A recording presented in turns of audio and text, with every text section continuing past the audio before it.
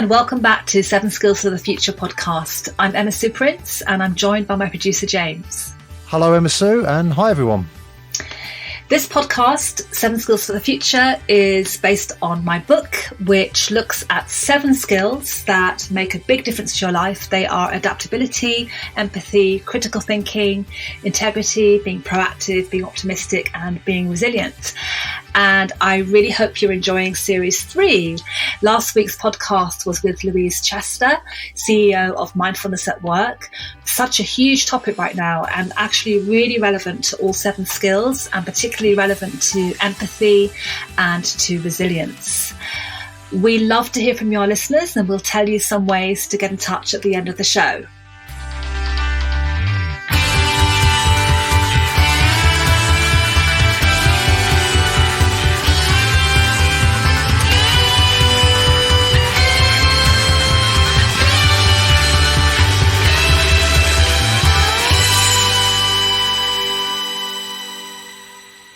Okay, so today's episode, Emma Sue, I think is about something you feel quite passionately about. Yeah, it's all about meetings and I really hate meetings. What about you? Nobody likes meetings, right? Who likes meetings? Well, yeah, I know. I mean, somebody must because they're still happening, but I don't know who these people are. Yeah, I mean, I just find, from my own experiences and from what I hear from other people, that most meetings really are an utter waste of time. I had one just last week, which actually was everything leading up to the meeting was chaotic. Then we had the meeting, which went on for far too long. Plus, I was feeling really ill, which didn't help. And there were 2 extra people at the meeting. I didn't know who they were. They just kind of turned up with all their ideas, and then I had to start again with the topic. No follow-up actions. So I just think, it's they're just ineffective and they take up too much time. And, I don't know about you, but I've also been to lots of meetings where there really are too many people, like 6, 7, 8, 9, 10 people. Some arrive late, they leave early. There's no agenda. There's no one in charge. People are doodling or they're spending time on their phones. And actually, this is face-to-face meetings. So I don't even want to imagine what goes on in, conference calls. Yeah, so I thought it'd be good to have a podcast episode about this topic and just explore more about how to make meetings much better, maybe even make them magnificent. Well, we can try, right? We can try. What's the first things we need to do? How are we going to go about this? Well, I think a lot of it depends on, whether you're in charge of the meeting or whether you're the person going to the meeting. And I think in both cases, there are things that you can do, different ways that you can behave, different actions that you can take. I find that often you can make business decisions sometimes almost on the spur of the moment at a kind of opportune conversation or maybe even during a break or a chance conversation. So I definitely feel it's about being open to those kinds of encounters as well, rather than a formal meeting.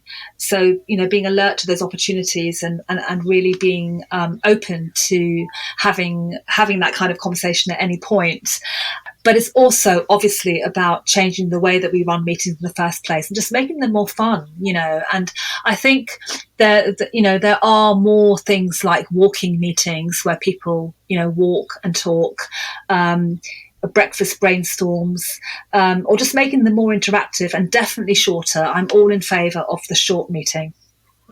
Yes, absolutely. Yeah. Those sound like some interesting ideas. I'm curious.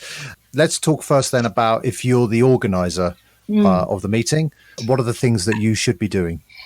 Yeah, so I think if you're in charge of the meeting, there are a lot of things that you can be doing. And I think people just don't give enough thought to it. So I think the first thing is to be thoughtful about the meeting that you're organizing.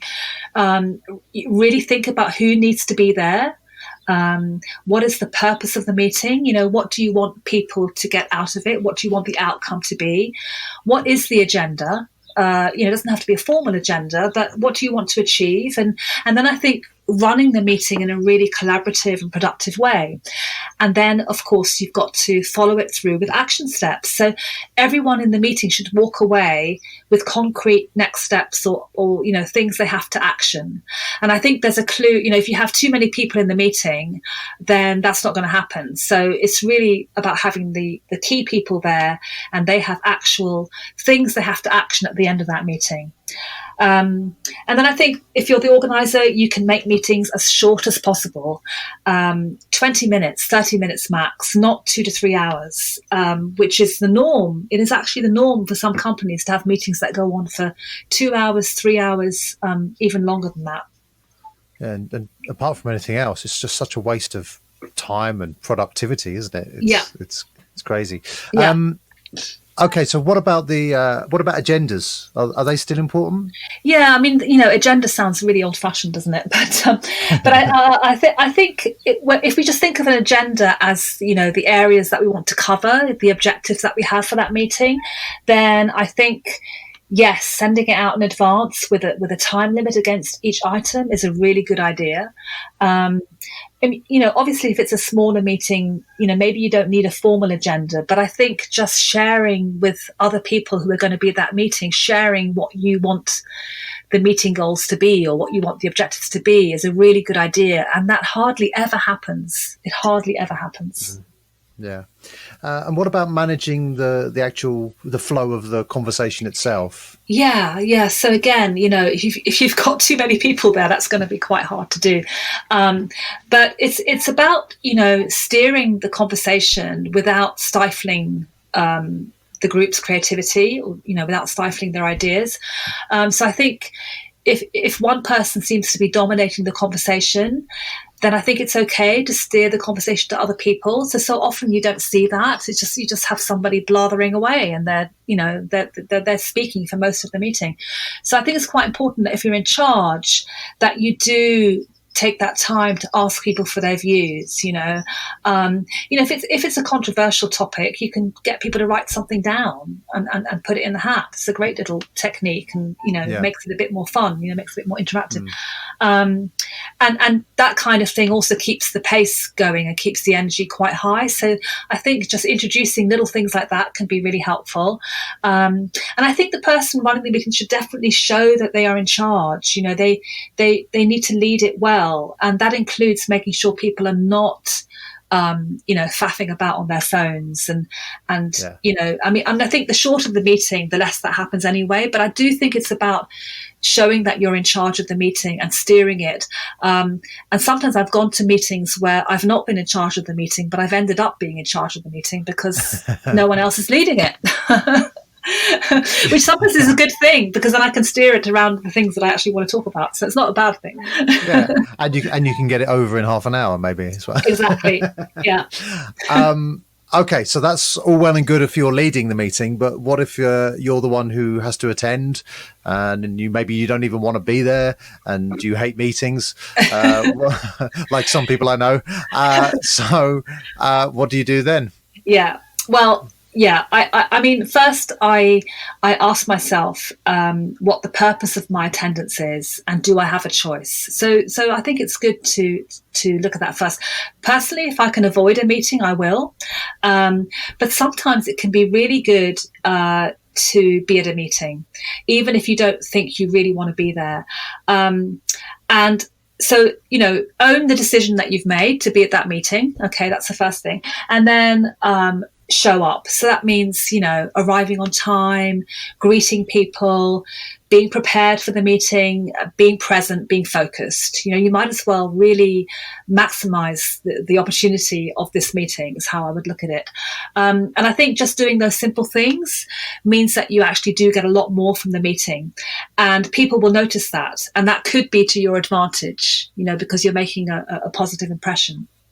So I think if I'm at a meeting, I do, I don't then act like I don't want to be there. I do actually change my behavior. So I, Yeah. pay attention, I participate, I listen, I get ready to be involved on the spur of the moment.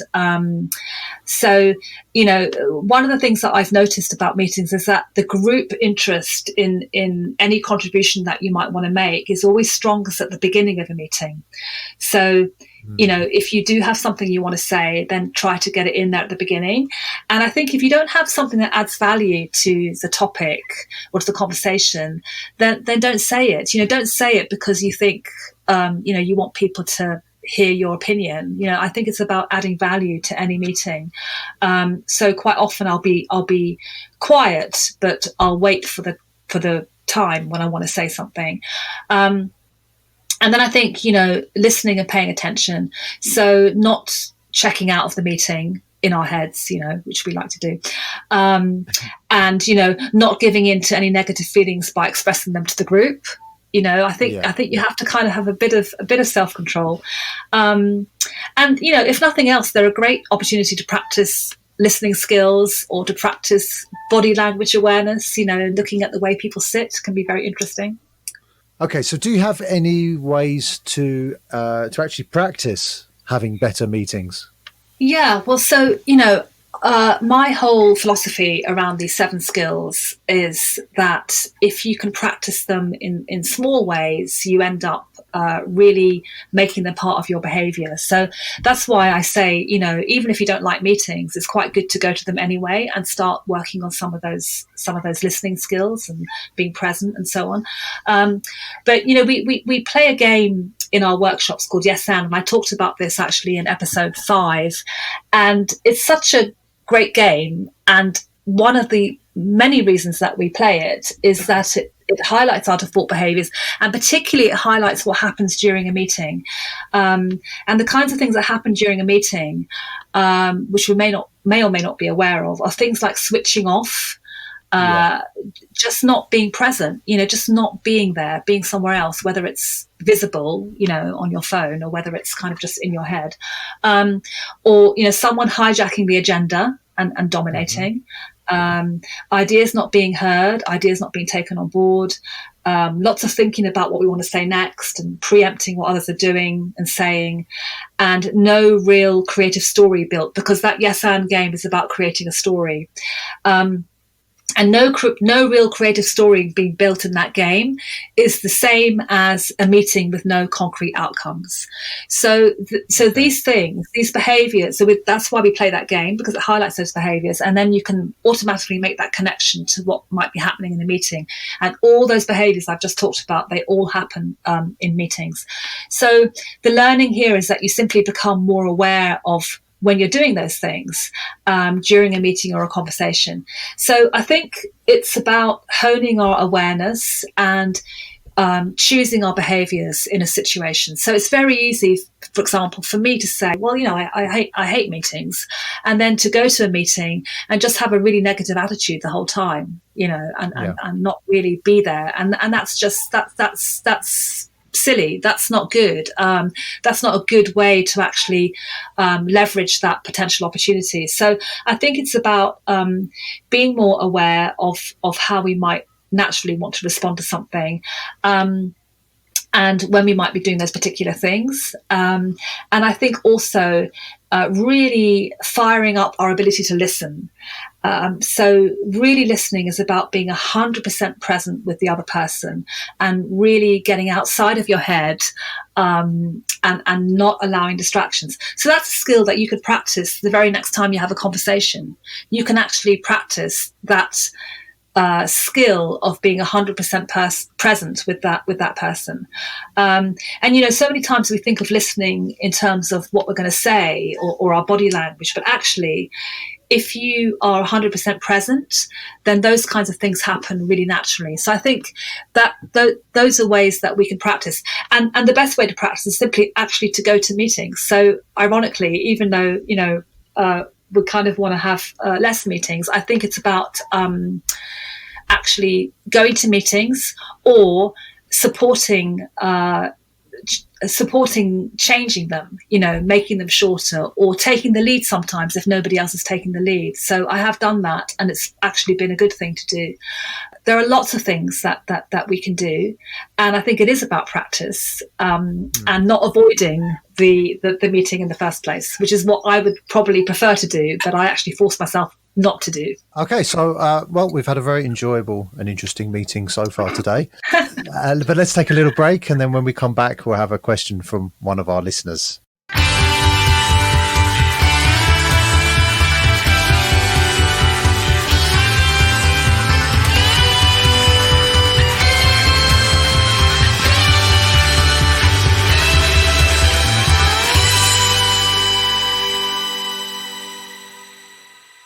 So welcome back. We have a question here from one of our listeners, and the question is as follows. How can remote working overcome the problem of isolation and lack of collaboration?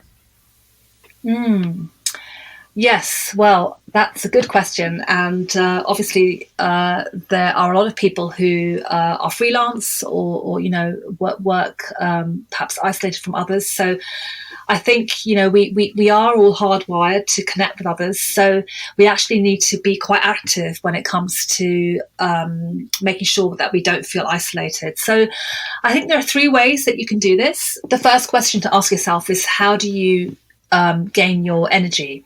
So I think if you can answer that question, then you are better able to work out how to plan your day and how to spend your time.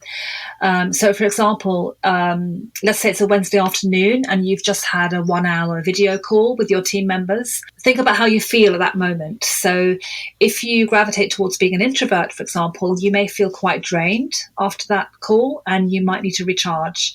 And if you're more of an extrovert, then you may feel full of energy because you've had that interaction with other people. So I think it's about understanding where your energy comes from and then spending time in activities that lift your energy.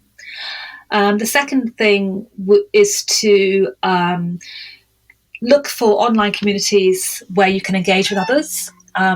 So regardless of where you're located, you can always do that.